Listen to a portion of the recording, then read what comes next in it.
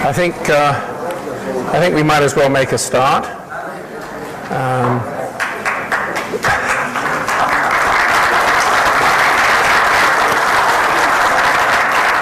I'd like to thank Rennie for inviting me here and participating in this amazing conference. It's wonderful.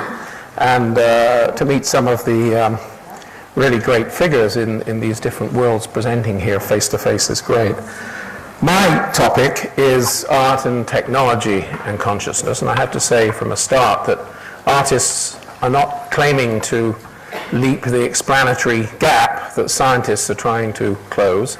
Our task, I suppose, is more to navigate consciousness than to try to explain it. And I should also say that my comments are framed within a context of art which we call interactive art. And for the benefit of those of you who are not artists here or not familiar with this world, I thought I should start by just explaining a little bit what is meant by that. The term interactive art applies largely to art employing computers, and very often computers in conjunction with telecommunications, telematic systems. And the reason for that is that computers are excellent instruments for transformation, the transformation of images and ideas and so forth. And the other component of interactive art is that the user, the viewer, the subject, interacts, is enabled through these systems which are provided to interact in a more or less fluid way with the system that is confronting her or him in such a way that he or she can be involved in the transformations which might take place. Of course, they won't be infinite transformations necessarily. There will be probably a closed world, but there will be the effect of many, many choices and a kind of open-ended system that one is a part of, unless, of course, that interactive art takes place within the network, the worldwide network, which will then confer the sort of possibilities for open-ended developments that we might find interesting. But there is this five-fold path, as I would call it, that describes what is happening in interactive art. First, there must be connectivity. Connectivity of minds, of course, as in all art, but connectivity between machines and between minds and machines. There has to be some degree of immersion within the field, rather than that sort of separation from the field that we're familiar with in classical art. There has to be, as I said, the possibility of interaction between the system and the human being. And some transformations must take place, both in the human being's consciousness, one hopes, and in the system which is being confronted. And from this, and this is perhaps the crucial aspect, the thing that we value most in this field of so-called interactive art, is an emergence of even images, certainly of ideas, of experience, which might not have been foreseen and has certainly not been designed top-down by the artist.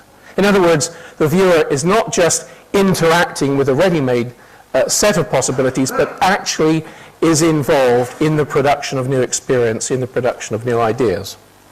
So there is something of a culture shift then, and I'm talking in telegraphies, of course. I have half an hour to talk, so there are many subtleties that can't be discussed, but there is a sort of a culture shift which has taken place, partly as the product of the new technologies of the computer, of telecommunications, but also actually inherent within changes which took place in European art towards the end of the last century, most notably in the case of Paul Cézanne, where there we have an artist who explicitly is concerned with his shifting viewpoint and explicitly concerned with the lack of resolution in the composition of a painting, which enables the viewer, as it were, to become involved in trying to make it right. There is the beginning there in Cézanne of not dealing with closure in the way that classical composition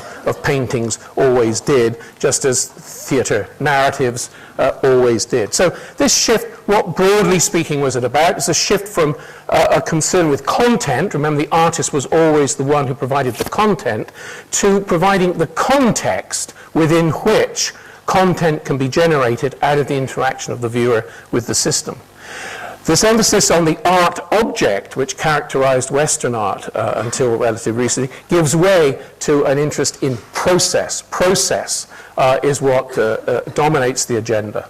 And the old idea of perspective, which always kept the viewer apart from the world, as indeed in classical science as well, as indeed even in cybernetics, in its first iteration, you remember, second-order cybernetics came into being because the viewer had been excluded from the very system that he was or she was examining. And there was this wish to bring the viewer into the whole process.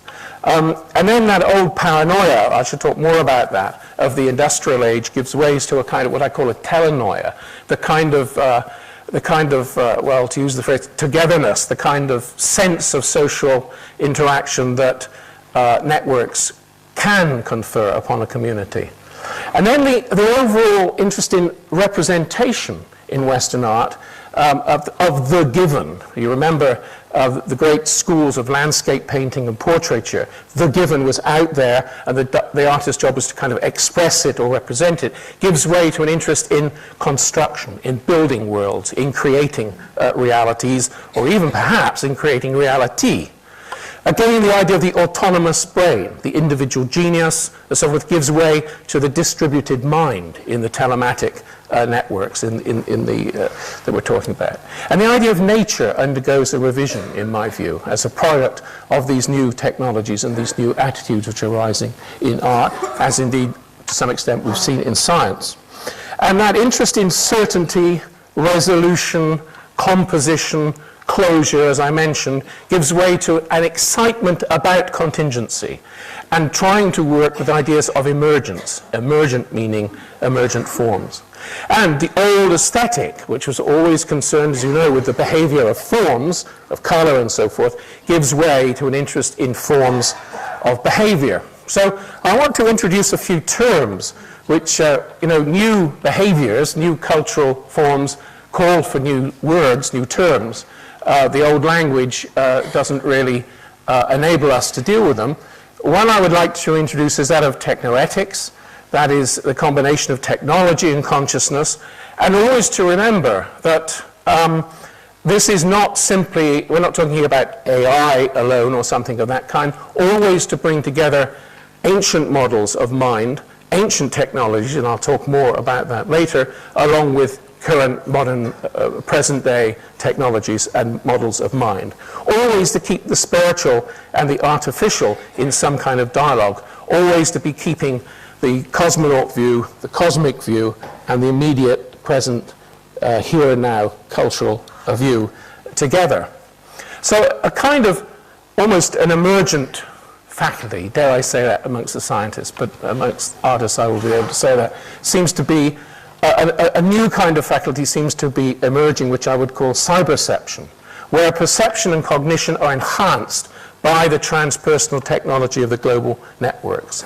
There's a mind-to-mind communication, but it can be asynchronic. That is the principal feature of telematic networks. It's not just one-to-one in real time.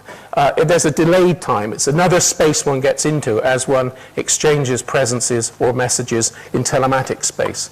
We see, because of the technologies, of course, we see deeper into matter, and we see further into space. The whole history of the 20th century has been about making the invisible visible. We think faster. We're hyperlinked through the web, and we're multitasking all the time now. We're doing 3 or 4 things at the same time in the computer and carrying on a conversation and on the telephone and concerned about the family and making, I mean, all of this is a feature of these technologies, for good or ill, but that's where we are. Consciousness, in a certain sense, I think, is being reframed, and I'll talk about that. And I believe that the technologies that I'm talking about actually will give us access to spiritual domains, to other domains. And of course there is the whole question of telepresence and remote agency, what it is to be both here and somewhere else in a telematic space, somewhere else at the same time, sometimes somewhere else in the form of an agent, or as it's called, an avatar, representing our will in relationships with others in the telematic system.